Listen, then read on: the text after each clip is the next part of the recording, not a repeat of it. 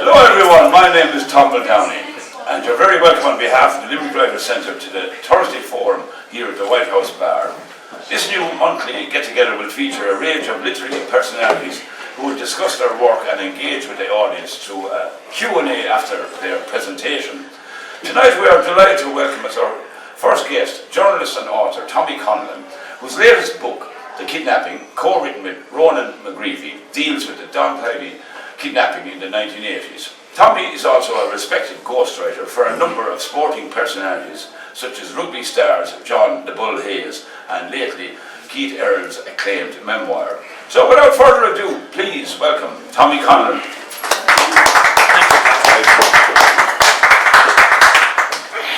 Thank you, Tom. Will I just explain a little bit about the idea where it came from? I'm from Ballinamore, County Leitrim. It's on the border with County Cavan, on the Ulster border, even though technically Leitrim is in Connacht and technically therefore considered the west of Ireland. The part I'm from is really border country. And so there's always been a degree of the border, sort of both economically as well as culturally and politically. I mean, it was routine for us in growing up as children. Like our parents would take us to Enniskillen, 25 miles away. We'd go shopping into Northern Ireland. That was just a routine sort of thing you did. So the border was very much part of our lives. And in 1983, at that stage I was a student in Dublin, so obviously I was aware the kidnap saga had been unfolding since November the 24th, 1983, and then on Friday, December the 16th, 1983, the rescue happened at Dorada Wood and the shooting dead of the guard Gary Sheehan and the Irish soldier Private Patrick Kelly. But that I was coming home on the bus that Friday evening from Dublin as per usual. So the next day I went downtown. I lived in the town, went downtown, and there was crowds. There was a huge amount of photographers, reporters, television, radio, visitors, soldiers. The streets were milling with soldiers and police. There was armoured cars. There was a helicopter in the sky. And at a certain point early that Saturday afternoon, Friday the 17th, a convoy, a small cavalcade of Garda cars and army trucks, as I recall, emerged on the horizon, almost from a country road leading out of town. And part of that cavalcade was two ambulances, each of which contained the bodies of Private Patrick Kelly, who was a 36-year-old father of four, and Garda Gary Sheehan, 23 years of age. And I just remember having that image in my mind of that cavalcade of the ambulances. And then they didn't stop, they just went through the town and they took the bodies to the hospital in Navan. And that image, I could say, it would be misleading to say it stayed in my memory. It didn't. It disappeared into the bottom of my consciousness for almost 37, 38 years. And it only resurfaced in my memory about 3 years ago. Almost like, I don't know what you call that, recovered memory or whatever, but I remember it popped back into my head. It's kind of the mysteries of the subconscious, I guess. What exactly happened? That image came back to my mind, and it kind of kept knocking on the door then, intermittently for the next 6 or 9 months, until I realised that, okay, well, that this thing keeps coming back, so I need to investigate it, maybe do some research. And in short order then I realised that the 40th anniversary was coming up, and it would be maybe a good thing to tell the story of a tragic and forgotten episode in Irish life and relatively modern Irish society, because it seemed to have been forgotten almost entirely. And so I got my friend, great friend and colleague Ronan McGreevy, is a historian as well. He's also from County Leitrim. We were in journalism school together, and he said he'd come on board. We started the research about more than 18 months ago, and the more, of course, typically I suppose, the more we went digging into the archives, the more material we found, and the more material we found, that kind of led us on to follow up more material and turning up more and more archive stuff. And of course you get immersed in the subject then, and before you know it, you're actually writing a book about it. And that was how it came about.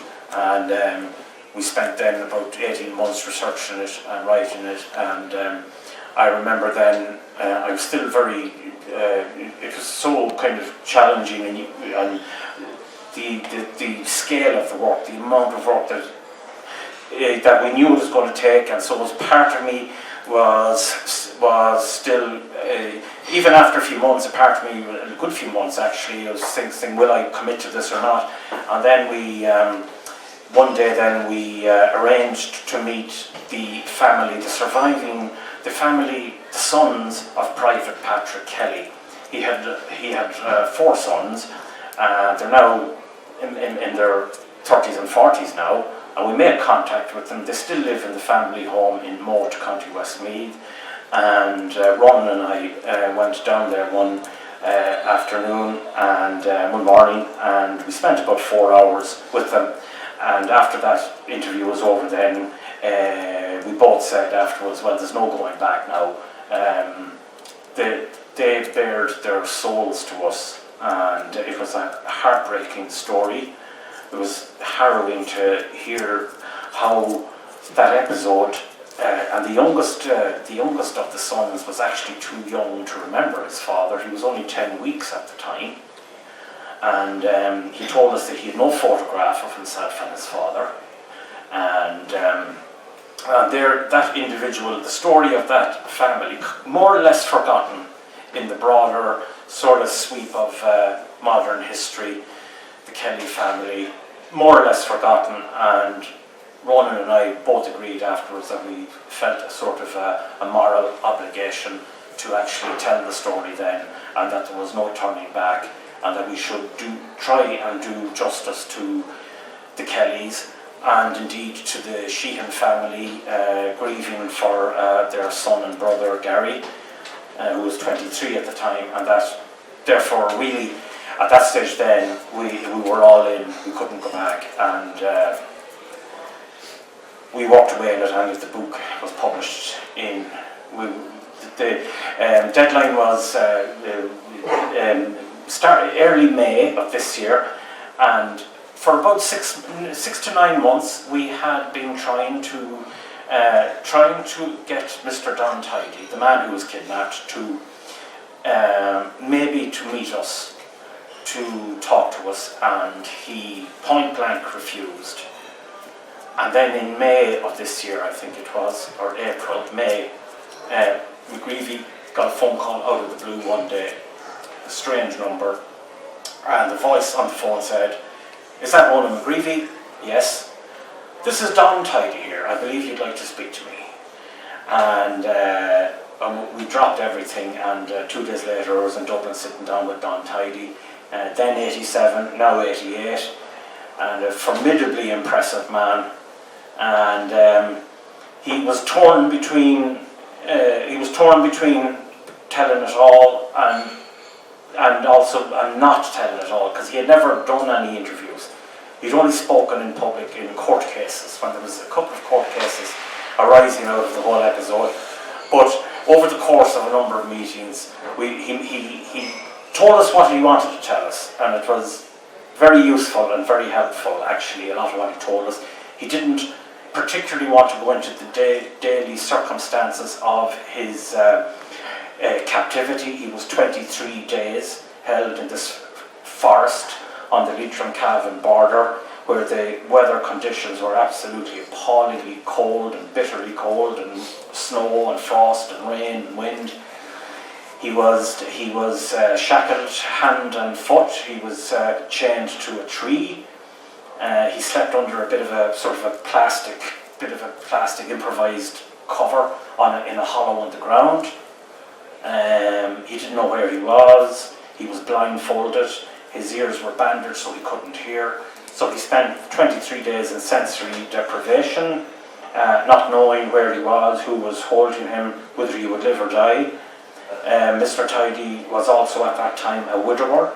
He was 48 at the time. His wife Janice had died from leukemia 3 years earlier, so he was the sole parent to his 3 children. And he had to process and think about all of that during the captivity. And I suppose in a way he decided, when that episode was shut down, that chapter in his life, he didn't want to revisit it. But thankfully and very gratefully, he agreed to speak to us, and he told us a lot. And I guess he could have told us 10 times more if he wanted to, but what he told us, it was very helpful, and that was kind of the icing on the cake. And that postponed the deadline for the publishers, but they didn't mind that. And here we are today, and that's the story of the origins of the kidnapping. If I don't know if there's anyone interested in asking a question, or you better be, because I don't know what else to say. Did you have a publisher before you began the research, or did that happen later? We were 6 months researching it and writing it before we went to the publishers. I always feel, rather than going to a publisher with a sort of a pitch, with a 1-page proposal, that you're better if you can go to the trouble and work of doing a full chapter, because that gives them a clearer idea of your style, your research, how you're approaching it, the tone of it. It kind of gives them something to. It's no longer quite just an abstract proposal. It's a concrete example of what you intend to do, and I think that made a difference. And we went to Penguin Ireland, Prestige, Penguin London. They're an old publishing house. They have an office in Dublin. We went to them and we had sent them that chapter, and I think that chapter made the difference. They knew then that it was hopefully it was going to be a serious piece of work. And then we sat down with them for about a 3-hour meeting in Dublin, and they thrashed out an awful lot of issues about what we were going to do, what material we were going to use, loads of questions about where were we going to source all our material for the book, and how we were going to tell it, and would we have Mr. Tidey? And at that stage we had to tell them straight up, no, we don't have him, and we don't think we will have him. But they thought about it for a few days and came back and said, yeah, we're going to support this, we're going to invest in this, we're going to back it up. And maybe fortune favours the brave, because then it was 4 or 5 months later Mr. Tidey came on board, or at least decided to talk to us, Did you find out why he changed his mind? Yeah. Don Tidey was the managing director of Quinsworth Supermarkets, and he'd started out his career. He grew up in London. He was born in 1935, and like almost all the children during the Blitz and the Second World War, he was taken out of London, and he spent the war years down with family on the south coast near Brighton. But anyway, he got a job as a manager in Marks and Spencer in the 1950s. And when Marks and Spencer were starting to build this modern retail concept, and they were considered very innovative at the time, and he was the manager of a store in Hammersmith, London. And through a series of connections, he heard of Ben Dunn Sr. And Ben Dunn Sr. was starting to build the Dunn's Stores empire in Ireland. It was in the early days of it.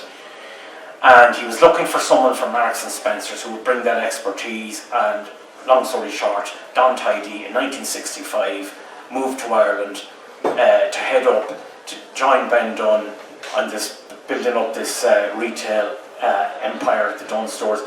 And 4 years later then he was headhunted, he was signed up by the Weston family, the Canadian family that own half the, they own Brown Thomas and Fortnum and Mason and all these major brands around the world. And the Westons, Galen Weston, who himself was kidnapped, there was an attempt to kidnap him, also in 1983 by the IRA. He was living in an estate in Roundwood, County Wicklow. Weston had actually recruited Don Tidey in 1969, and by 1983 Tidey is the managing director of the Quinnsworth chain of supermarkets, the biggest one in Ireland. And apparently his mantra during those years was, retail is detail. And so apparently what prompted him to talk to us was that we might get some details wrong about his life. And he wanted us to be factually correct. And we had reached out to him through social media and through intermediaries and friends, and eventually we had said, look, we understand he's not going to talk to us, but can we at least establish some basic biographical facts so we don't get them wrong? And it was at that point that message was passed on to him, and it was at that point then that Tidey decided, okay, I'll go on the record, and it's true to his word. I mean, we would every time we interviewed him, we'd transcribe it, we'd write it up, and we were trying to be painfully accurate down to the last detail. And he'd come back and he'd say, no, rewrite that, take out this, take out that, edit this, edit that. So he was still being absolute stickler for all details, right down to the last day of the deadline. So that's how we ended up getting Don Tidey. Right, Yeah. Was it going to be a book from the start, or because you said earlier that after doing some research you knew you had the material enough for a book, or were you also contemplating maybe being an article or series of articles if you didn't find enough? Not really, because I think it became pretty obvious pretty quick. There was an incredible newspaper library alone of just newspaper cuttings of archives, because the kidnap went on for 23 days, or the abduction went on for 23 days, and it was on the front pages of the newspapers every day. It was an enormous story at the time. And that was before we actually did any interviews. I mean, we then started contacting guards, detectives who were involved in the investigation. We spoke to soldiers who were involved in the search, And so pretty quickly, it became pretty obvious that actually we're going to have a huge amount of material here. And that's actually why it needed two of us really to do it, So, no, it was a book from pretty early on, yeah. Liam, any question? I'm thinking of it. Yeah, well, I was going to ask about the archive, but you kind of answered it anyway. So there was a huge amount of stuff, obviously. As you said, there was 23 days of newspaper stories and information. There was, yeah. And even going through that was a job of work. Yeah, We went on to the online files of the Irish Times, in particular, the Irish Independent, the Cork Examiner as it was. There was the British papers, the Times of London, the Daily Telegraph, the Daily Mail, because he was English. Yeah. Don Tidey was an Englishman. And it was a huge story in England also at the time, because the IRA were blowing up London and Birmingham and bombing and everything like that. And then this was another example for the English press of what the hell was going on in Ireland. And now that English citizen had been abducted and taken away, and was he going to be the next victim? So it was an enormous story at the time. Do you get access to all those archives with your press pass, or is it something you need to pay? There's a website called Irish Newspaper Archives, and they have hundreds of even regional newspapers, the small regional newspapers, all digitised. But you have to pay a monthly thing. Same with the Irish Times. And we also went to the National Library, because you can get the newspapers in hard copies of the old newspapers and go through them as well, plus magazines, books, television. Yeah, there was loads there actually, as it turned out, you know. Did you come across any new information that wasn't revealed? Yeah, we in did. the initial thing. Yeah, I mean, a lot of it a lot of new information came from the detectives who were, for example, it never really emerged. How did the cops and soldiers end up in Leitrim? How did they end up in Dorado Wood, in this forest was so remote. Like, I grew up about 5 miles away and I had no idea how you'd get there. And most local people wouldn't know. You go down you leave the town and then you go down to this country road and then you go onto this narrow country road where there's grass growing up the middle of the road, like, and then you go off that again until you're on a laneway into the forest, and eventually you run out of it. There isn't even a lane. It's just a dead end of forest and trees. And so how did it was a needle in the haystack. And bearing in mind this is the depths of winter, so it's dark around 3 or 4 o'clock. It's starting to get dark at certainly 4 o'clock. It's pissing rain, morning, noon and night. Horrendous weather conditions. And originally they started out with a blank canvas. There was rumours the man was being kept in County Kerry, in Connemara, in Donegal, and it could have been all along the border as well.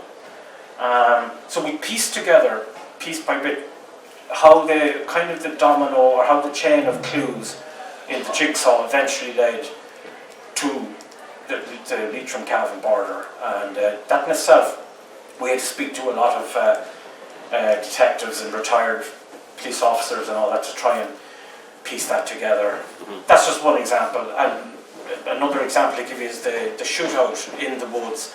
What happened that when this search party came through this particular woods, came to this clearing, or saw this clearing up ahead, and saw the men with balaclavas, with army combat gear on them, and a couple of them with automatic rifles, and there's all camping equipment all around. And what happened in that tableau, in that sort of 30 seconds?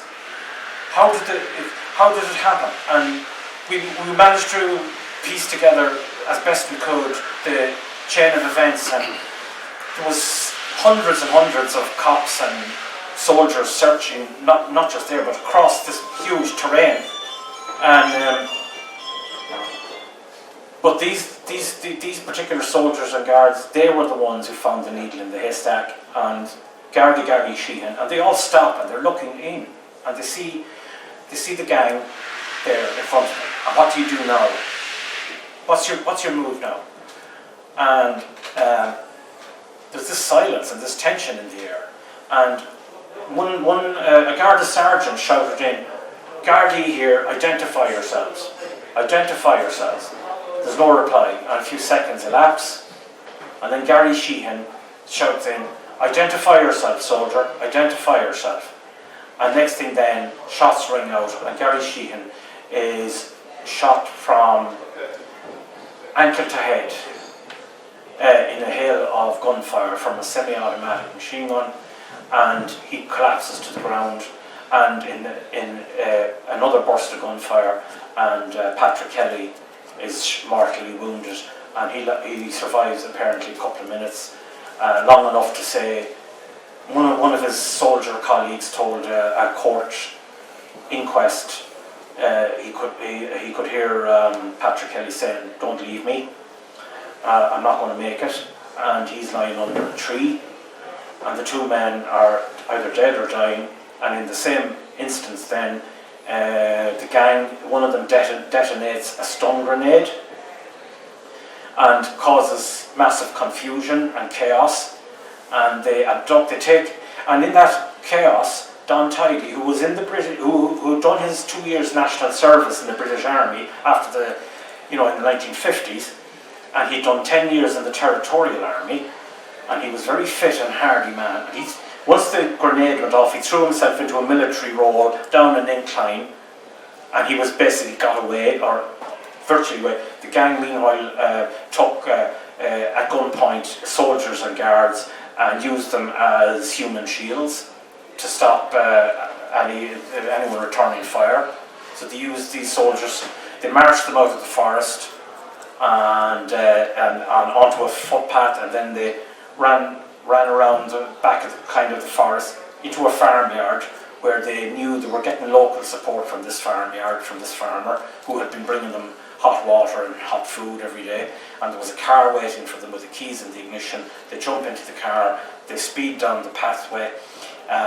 Meanwhile, Tidey has just been taken into custody by a number of detectives a couple of 100 yards further down.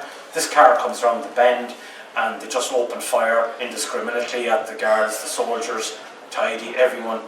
There's one soldier wounded in both legs, and long story short, they shoot their way out and make their way escape across fields and into another forest.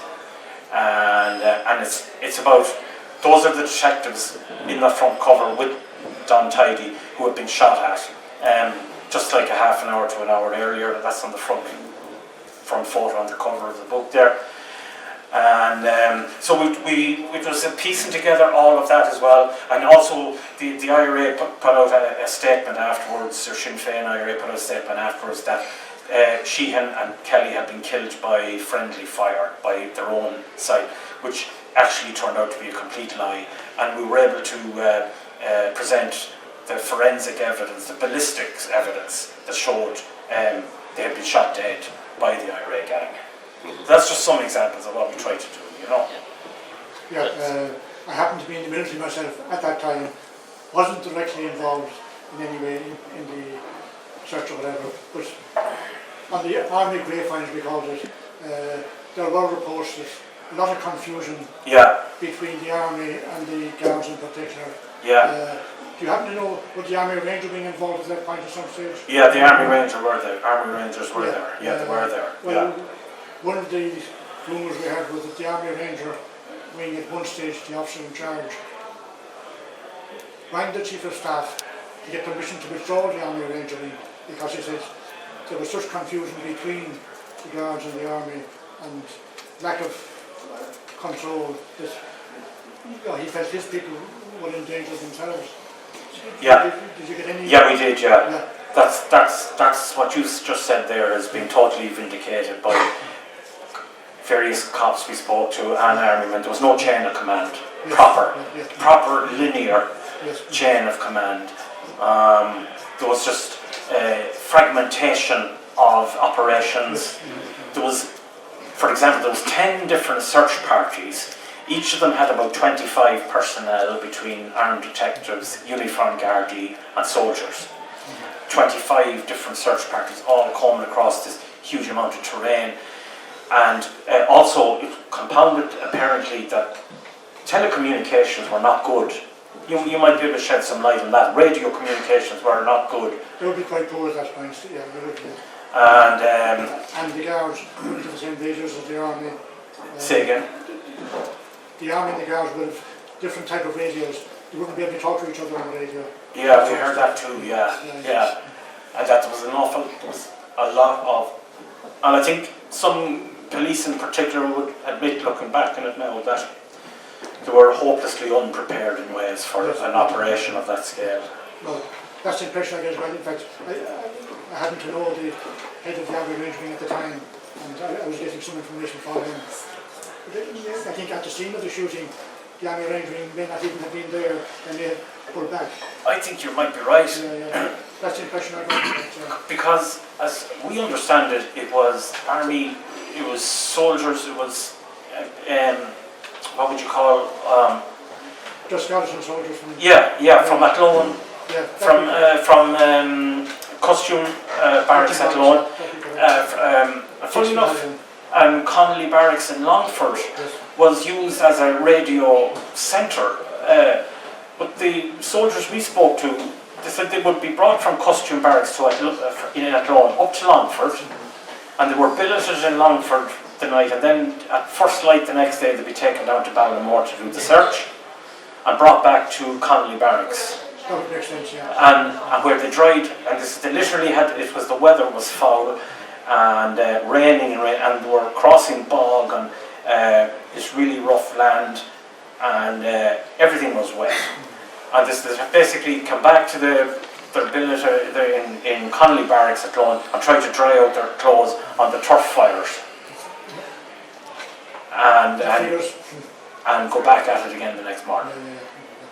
Yeah. I think some of the confusion that was there relative to who was.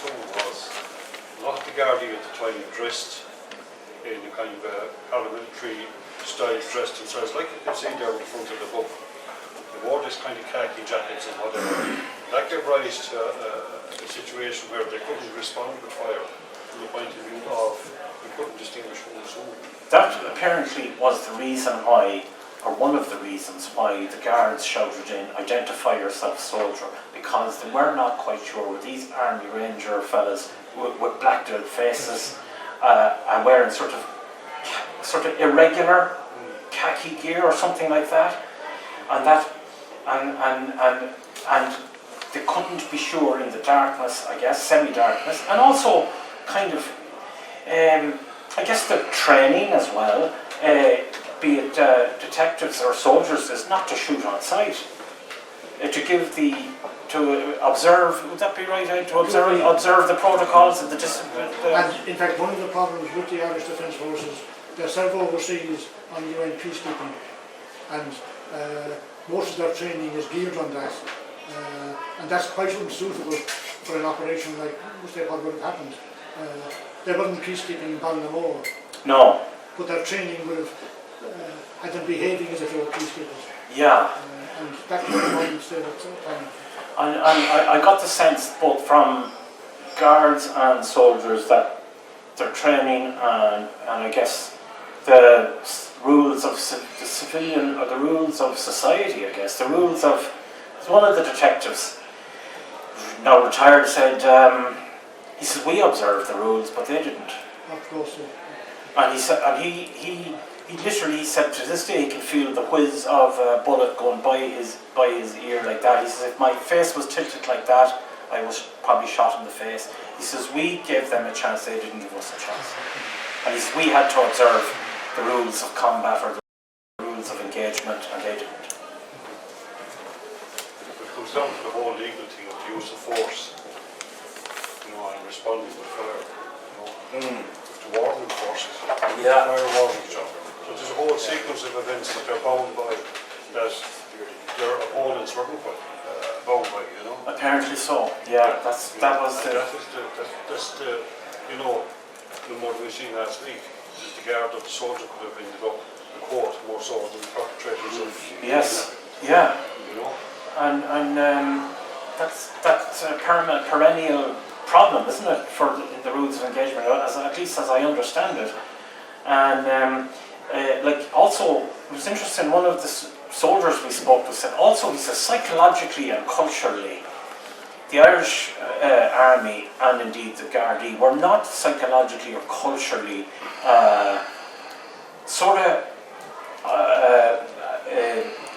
ready for people who might shoot them in cold blood. That seemed to be crossing a Rubicon, or crossing a moral, some sort of societal or civil sort of contract or something. Ireland was very, by and large, was very peaceful up until, wasn't it? I mean, up until the time of the Troubles and stuff. And even at the time, the IRA had at least a stated policy that they didn't take on militarily to get out of the army, but they wouldn't have been expecting. Yeah. That would have been a problem as well for them. So. That, we checked that out, and that definitely that was there, that not to engage the forces, the security forces of the Republic. But then in another section of the famous Green Book, they describe the Garda Síochána and the army as traitors and treasonous and hostile. The Free State Army. Yes, yeah. Absolutely. So the gang were in the maze. They were IRA men who had been in the maze in the Long-Kesh prison, and they had broken out of Long-Kesh, that famous breakout from the prison. So these were kind of hardened Belfast. Some of them had murdered civilians before as well. You know, and this only all came out afterwards. So they had these fellas, some of them were doing life sentences for the murder of innocents already. So for them to discharge a firearm, would have any consequence for them? They were indifferent to that, you know. They were prepared for that. I think that's the sense I got to, that for them it wasn't crossing a Rubicon anymore. They'd been down that road already. What was their demand? £5 million. Good. The head office of Gunsworth stores were owned by a corporate outfit called Associated British Foods, which were owned in turn by I mentioned them earlier, the Westons family, the Canadian Westons. The head office of Associated British Foods was in London, and about 4 days after the abduction,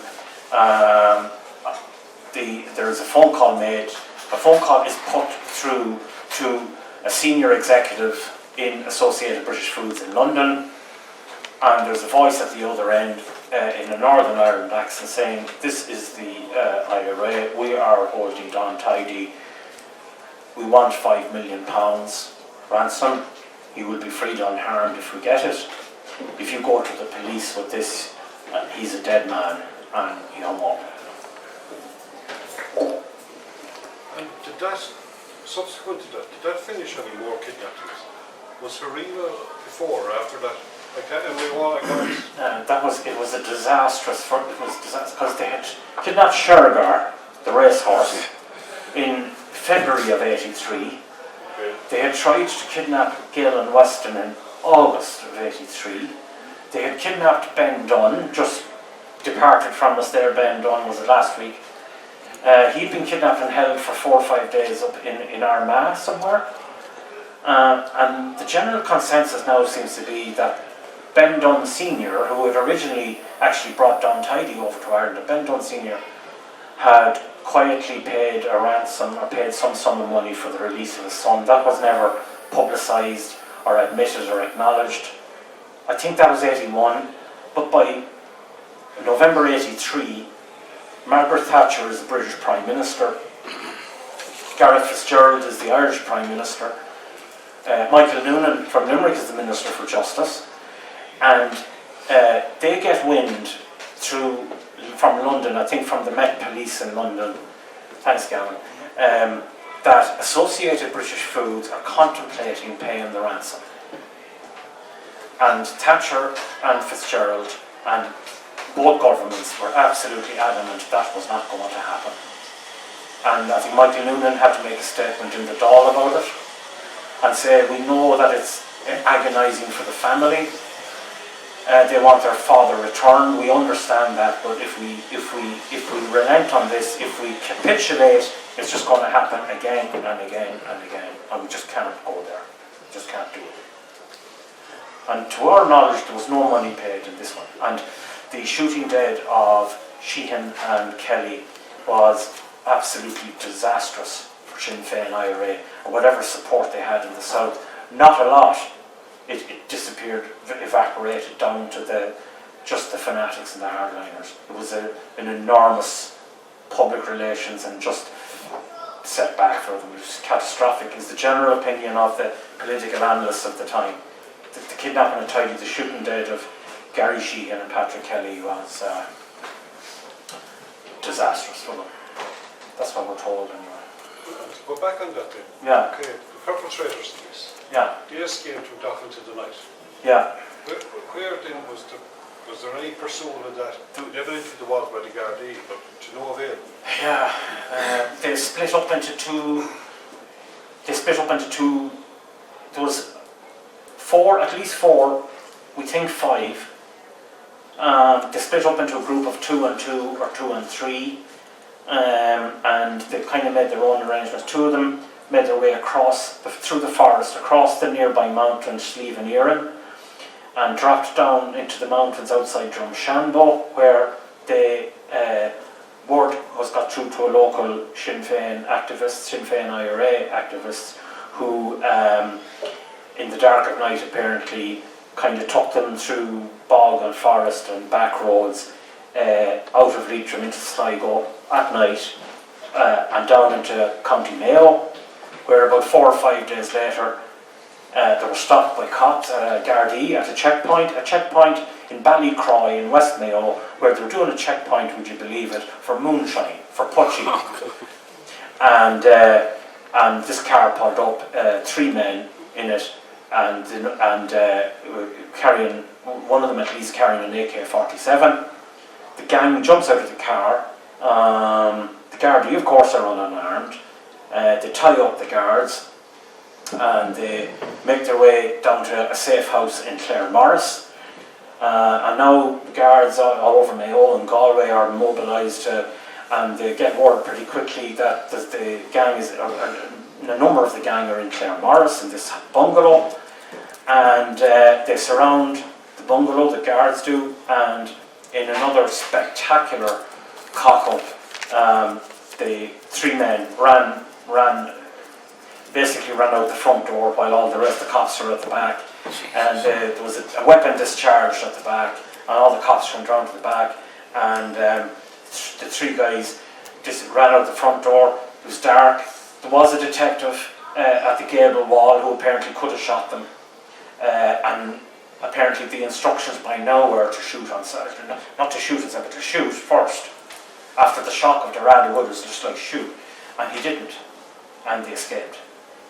And the 2 other guys made their way to Leitrim and Longford, and they lay low for months and months in Longford, and eventually a couple of them at least went to Europe, went to the continent. Are their names known? Yeah, They are. we've named them. Right. Yeah, which is why you said they killed civilians before. So you know. Yeah. Yeah. Correct. There's a couple of them dead. And there was one of them, Brendan Big McFarlane, 25 years later, in 2008, eventually after 10 years, he was arrested in 1998 near Dundalk, and that began a 10-year legal saga that went to the High Court, to the Supreme Court, back to the High Court, back to the Supreme Court. Eventually the way was paved legally for him to be tried for the abduction, not the murder of Sheehan or Kelly, but the abduction of Don Tidey, and at the Special Criminal Court, and the trial collapsed after 4 or 5 days, and that's the last anyone has ever heard of him. McFarlane to this day is plays ballads in a few pubs around Belfast, and Republican. He murdered, McFarlane was murdered in Shankill Road bomb in 1976, planted a bomb in a bar there, and he was doing life for those murders when he broke out of the maze. And now he sings ballads, and some Republican sources told us that he pulled the trigger. He was one of them, and maybe the only one, who pulled the trigger in Dorada Wood that shot, killed Sheehan and Kelly. If that was probably him, but he's there in West Belfast singing, the boys of the old brigade or whatever. Did you make any effort to talk to him? Yeah. Yeah, and what happened? No reply.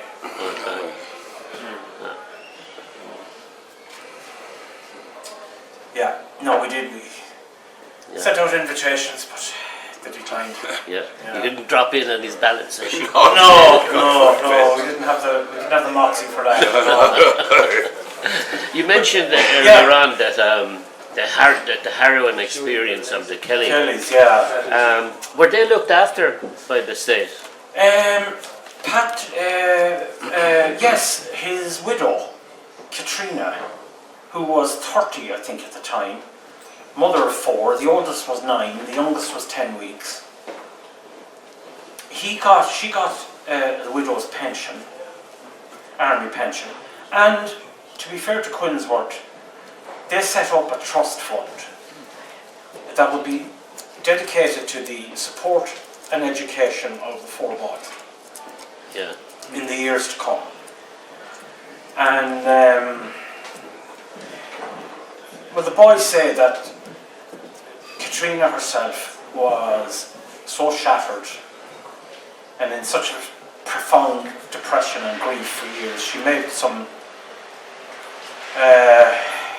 ill-advised choices, and a man came into their lives who presented himself as a sort of knight in shining armour, a saviour. And long story short, he just took control of her and the family and moved them all to London, to a housing estate in London. And they had a terrible time and a terrible life for many years. Yeah. Is that where you interviewed them in No, in Moat. They one by one, the boys, as they became adults, moved back to the home place in Moat.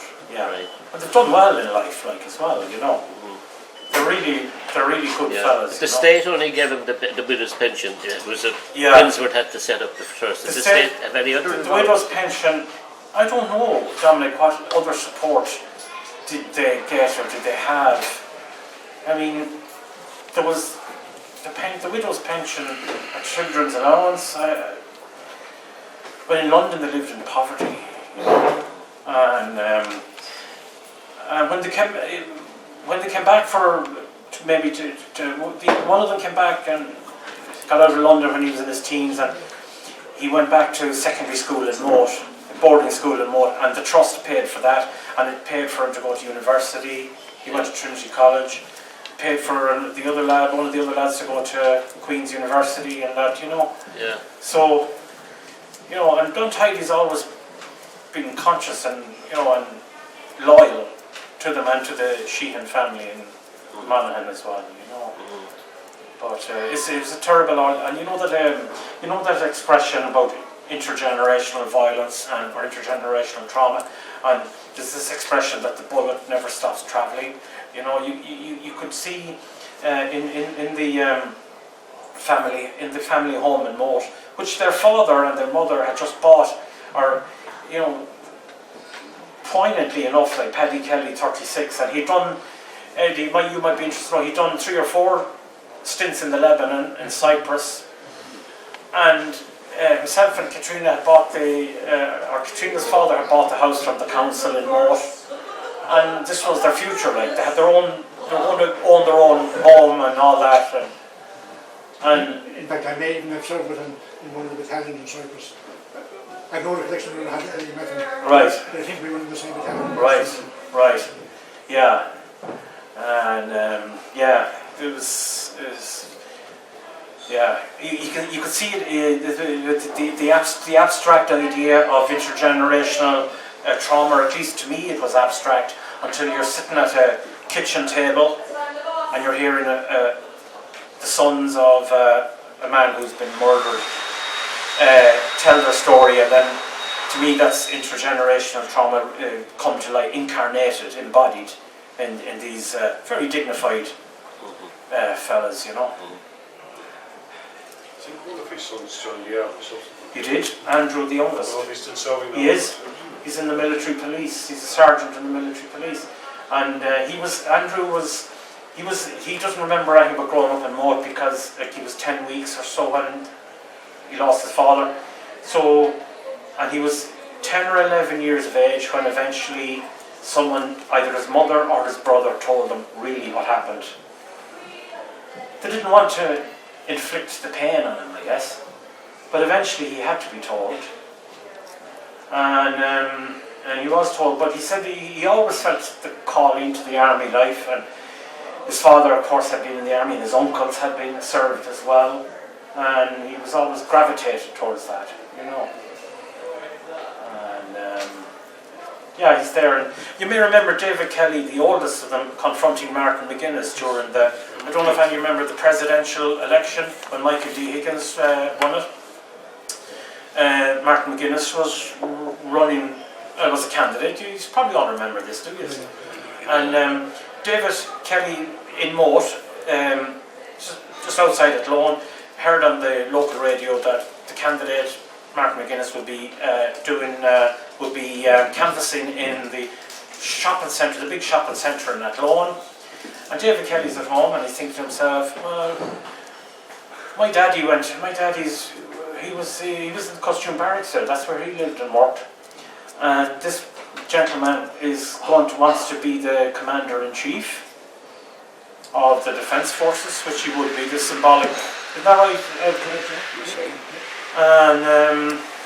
And David Kelly made up his mind there that I'm going to go in. I'm going to meet this man. And it was on the 6 o'clock news. It's on YouTube. Do you remember this? And he went to the sitting room and he got a lovely framed photograph of his father that was sitting on the mantelpiece. And he brought that in with him and he held it. And Mr. McGuinness came through the sliding doors. And David Kelly went up. I'm David Kelly. I'm the son of Patrick Kelly. And the Irish murdered my father. And I want you to tell me who did it. And RG were there. Kieran Malooly and the Midlands crew were there. And it went out in the 6 o'clock and 9 o'clock news that night. Do you remember that? Yeah, very much. What was the response? I can't recall Massive. it. Sorry? It was massive, huge. No, what was McGuinness's response? Stonewalled them and patronised them and said, "Oh yeah, well, I understand your sympathy. You have my sympathy. You have my sympathy." Look, there was all victims in this, you know, and David Kelly, just he wouldn't be Plummosk like that. He refused to be Plummosk like that. Quite challenged him repeatedly, and he ended up by saying, "Murder is murder, Mr. McGuinness. Murder is murder." You know, it's all there on YouTube actually. And he talked about that to us in the book as well. He talked about having to steel himself for it. You know. Yeah. He handled quite well in fact. Who did? David Kelly himself. Yeah. I thought he did. Yeah. Yeah, powerful stuff. Yeah.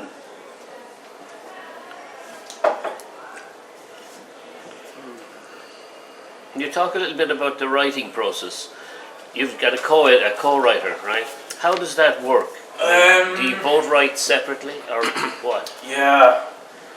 That was not to bore you now talking shop talk about writing, but kind of organically enough, because he's strong on history and the political, and I did handle more of the kind of the person-to-person interviews, the human, sort of with the interviews with the Kellys and the Gary Sheehan's sisters, and the sort of one-to-one interviews with police and soldiers and all like that. And albeit we butted heads a good few times on various things, but overall it was pretty organically. You do this chapter, I'll do that chapter, and then we'd edit each other's chapters, and I would kind of do a bit of an old spit and polish, and because it's very important to me, if you can indulge me from, it's very important to me that you're taking up someone's time, whether it's your Sunday newspaper column or a book or whatever. You're asking someone to give over your time to me to read what I've written, and I think as a result I should make an effort to make it as readable and hopefully accessible and easy and pleasant to read, and that there's a rhythm and a flow to it and a simplicity to it that, you know, the reader will find themselves turning the pages, and that you haven't unduly held them up or bored them too much, you know. And that's a big thing for me, and we kind of try to do it like that and tell the book as a thriller as well, because there is an element of where it's a very plot driven, almost like a movie. You've got an abduction and you've got this race against time by the guards to try and save the life of a man. And there's an inherent built-in sort of thriller kind of energy about that. I think we try to bring that to the telling of the story too, you know. And was there a managing editor who made the final decision? There was. We had a great experience with Penguin Publishers because with a book like that, you can never have enough editors, because you're going to make mistakes and you're going to get things wrong, or you're going to even just write something awkwardly or confusingly. And you know, we had about 4 or 5 sort of like filtration editors who were filtering the copy, you know, and like they brought in an outside guy whose specialist subject was kind of Northern Ireland and that, and he went through the manuscript and he asked questions, and some of the time you'd be a bit cheesed off. Why is he asking? Is it not obvious? But it was great. And then there was another editor, and he went through the manuscript and he polished it, and so they went to a lot of time and trouble to try and get the manuscript as tight as we could possibly get, and I was very pleased with that. Was there a legal editor? Oh, of course there was. Yeah. And was there anything untoward that had to be adapted? Or? Well, not that much, because myself and McGreevy are kind of so used to, with the libel laws of libel now in your daily work, that you're kind of nearly self-censoring yourself. You're nearly taking out stuff before, because you know that won't get past the lawyer. Yeah. You know, but there was a few things, but Yeah. you know. But naming McFarland or Farland. McFarland, yeah. Yeah, I mean, isn't that, you're accusing him, he's not admitting it. Isn't there a possibility of a libel case there? Yeah, because the libel laws are so stacked against publishing, be it newspapers or books. But we felt between the fact that he murdered people in a bar in the Shankill Road in 1976, that he was put on trial in the Special Criminal Court in 2008. We had a wealth of information, some of it from Republican sources, that he was one of them there. So he could conceivably still sue. Could he? They're in the habit of that at the moment. Well, very litigious at the moment. You know, so. I don't know, Dominic. Listen, I have to organise another night here, a bit of a fundraiser if the lawyers start. You may have to go underground. Underground at present. Yeah. What about the local community in Ballinamore afterwards? I know there was that, you Yeah. spoke with there briefly, Yeah. more of a silence. Yeah. So, yeah, well, just. Go on, Gavin, yeah. Yeah, to relate to that, who owned the actual wood they were in? A local farmer who was arrested and who was sent to prison. Okay, so that was the farmer that was supporting them. And he was one of the few, and he was just like, it's usual, isn't it the usual thing? Like the really guilty guys get away, and just some local fella down the food chain. Yeah. And he was the father of 5 or 6 children, very impoverished, He was sent to jail. He was sent to jail. He admitted it more or less that he knew the kidnappers were there, and he knew that Don Tidey was being held in the woods. Yes, he was aiding and abetting or whatever.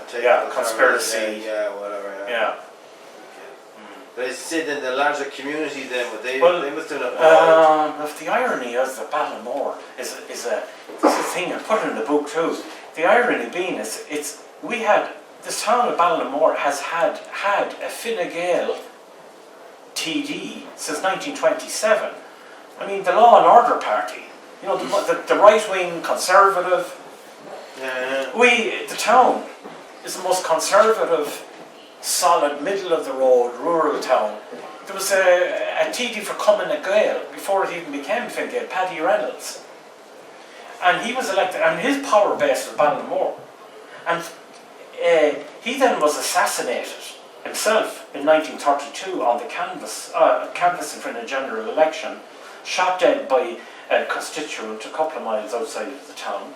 His widow, Mary Reynolds, ran for election. She was elected, and she was a TD from the 1930s to the late 1950s, by which time her son, Pacho, took over, and he was a TD right through into nearly the early 80s, late 70s, and his son in turn, and Jerry, good mate of mine. And this idea that we were the Republican town, and for 70 years we were voting in Fine Gael, Cumann Gael TD out of the town. So people of the town absolutely despised what happened, hated it, and really, really resented it. But they kept their heads down. It was the rural hinterland, and not much of it either. It only takes a couple of dozen, you know, if even that. But the silent majority was overwhelmingly law and order, the Garda, and what happened to Gary Sheehan and Paddy Kelly was... the people of the town just loathed it all, you know, but what can we do, you know? Okay, we reckon. Last question for the road. Do you want to say something? Go on, Rob. Do you want to throw out something else? I haven't got a question, but I just thought I'd say 2 things about the things you said already. Yeah. So, the number you gave, I converted the number, the 5 million, back in 1983. That would be £16 million today, or 18.5 million euros. Yeah. So it's a good lot of money. It is, It's a good lot it is. of money when you put it in modern terms. It is, yeah. Right. It's not just the price of a big house, it's quite a lot more than that when you account for inflation. Yeah. Another thing to mention was, you mentioned about the police and the army radios. That's actually still a problem, and I know this from my job in electronics, that even today, lots of the European powers, I don't know about Ireland, lots of the European powers don't have radios where the police and the army can talk to each other. And there's no interplay, no interlinking between them, even today. Would that be for security reasons, Ed, do you think, or what? No, but well, the guards at a high level and even at a lower level almost refuse to cooperate or even call in the army range wing. Yeah. The army range wing have certain skills, Yeah. particularly with guns, that the special branch don't have in fact. And there are times when they would have needed it, but they tend, from a policy point of view, not to use them at all in fact. And as a result, the Army Ranger Wing now only operate almost overseas. They train in Ireland, but they've almost never been allowed to operate in support of the Gardaí in the I know that. Yeah. Since 83. Still going on. And I would be kind of aware that the guards in particular are jealous of their turf, you know, they're Yes, very much, yeah. Mhm. jealous of their terrain and they don't want, yeah. There are also technical reasons. Army radios are complicated things built for security and long range. They're expensive. Garda radios are made to be cheap because there are thousands of Garda, thousands of police around Europe, and that gives different design ideas. So it's very hard to make them interlink, and that's why they haven't done it yet in most places. They can do it in a few places, but not many. But on an international scene, it's not unique. Intelligence services don't talk to each other. They guard their little fiefdoms, and and we've seen the result of that. Catastrophic in some cases. You're right there. Yeah. But Tommy. Well, listen, before you go, listen, thanks a million for coming out. Really appreciate everyone making the effort to be here tonight. A small but perfectly proportioned crowd. Well, we'll leave you with a teaser. Tommy has also distinguished himself. He's one of the best sports reporters that even a non-combatant like myself in sport will read and have done. But he's also worked in that very strange land of the ghostwriter. Yeah. And also, Yeah. now a lot of people know this, he's also heard the resounding sound of the clapperboard. He has produced not one but two intriguing little short movies. But that's a story for another day, folks. Yeah, Keith Earls, any rugby fans here? Sure. Yeah, I ghostwrote it. It's a bit of a limbo, they were ghostwriting. It's a strange kind of, you're in neither heaven or hell, I don't know where you are. But it's an unusual, well, I had the pleasure and privilege of ghostwriting Keith Earls' book, which had an incredible impact. I don't know, you might have heard about it, but he talked about being diagnosed bipolar when he was 25, 26, and the years and the effort he spent trying to fix himself, heal himself, get better, and change his life, change his sensibility, I guess. And I remember vividly, it was 2 years ago now, that book came out, and how massively vulnerable he felt in the weeks coming up to publication.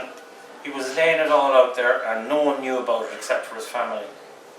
And I don't know of any other sportsman who has had the psychological torment and struggles, battles that he went through. And it is a miracle to me that he managed to stay standing, he managed to stay competing.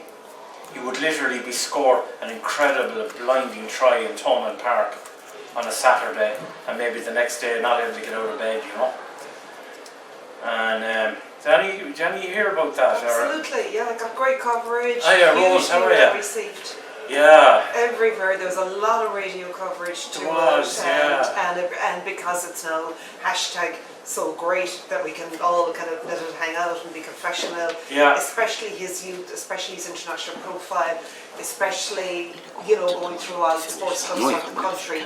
The consumption was massive.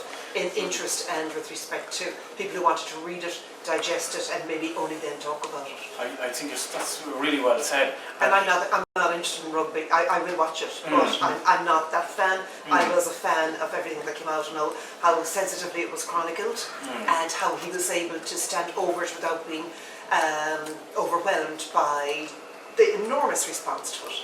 Yeah, and it was. Because he's still a young man. He is, and I don't know, what is he now, 36 or whatever, and it was overwhelming. And you may recall he went on the Late Late Show that night, and that night, and then the social media tsunami happened, and he was felt so vulnerable and raw and exposed, but. Yeah, especially from his background, because there's absolutely no sense of privilege there in the word by which he would be equipped by it's actually okay for an adult male to be so revelatory and to be so raw. He most certainly was not from that. Machismo would have been a You're so right there. You're so right there. In fact, he generated, it was self-generated. Yeah. And he did say, and at the risk, not to bore you all about it, go on about it, but he did say, like, in the early weeks when we were collaborating on it, he says, I'm not great at reading and writing either. You know, yeah, we believe you. And I said, what the fuck are you doing a book so? He says, that's your job. But he says, you have to.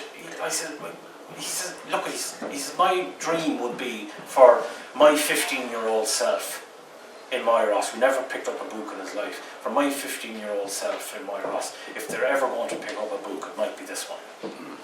And I want you to write it for my 15-year-old self in Moyross. So that has to be simple, very simple prose, and honest and truthful. Well, the content was there to give a punch. Yeah. And I'm very proud of that and how it worked out. And to this day, he's got thousands of communications in all ways, from social media to literally on the street or to his parents, someone stopping his parents and saying, we've a young lad and he's a teenager and he's going through hell, and we got him Keith's book and we showed him the interview on the Late Late, and it inspired him and it helped him, and it was something he's very proud of, and I mean my own, for my little part as well, you know, and it's still selling as well, you know, and it's still in the bookshops. It's great. That's it, Tom. Okay. That's it.